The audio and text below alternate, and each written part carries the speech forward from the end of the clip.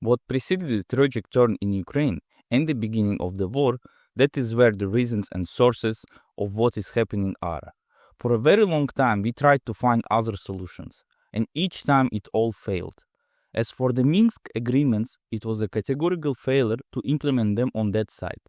Regarding the problems in the sphere of European security, there was an absolute unwillingness for decades by the Western group led by the US and NATO as a whole to make the slightest concessions.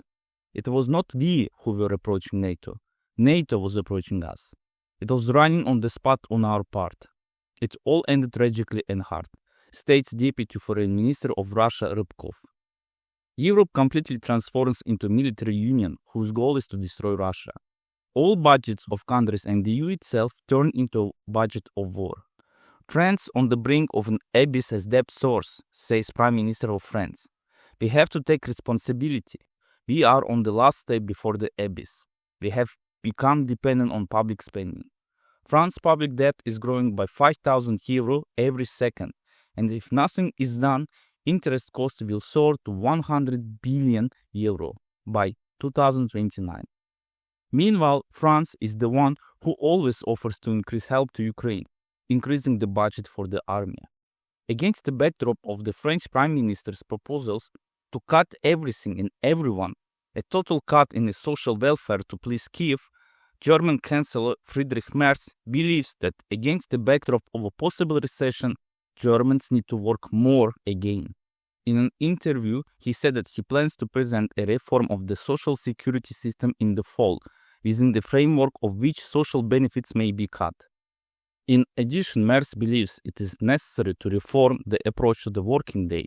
Instead of a fixed 8 hours, he proposes to limit working hours at the weekly level.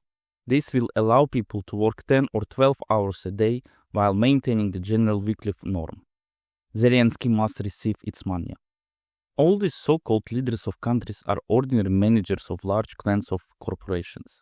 If you look at their universities and where they work, you will see the same pattern. They are brought to power with one goal, to ensure income and implement the plans of these international clans. The interests of the state and especially the people are of no interest to anyone. That is why 90% of the leaders of EU countries do not what is beneficial to their country, economy or development, but what they are told to do. And the media spin this narrative as something important, selling it to society. At some point, the scheme will exhaust its relevance, which can lead to a big war to save their power.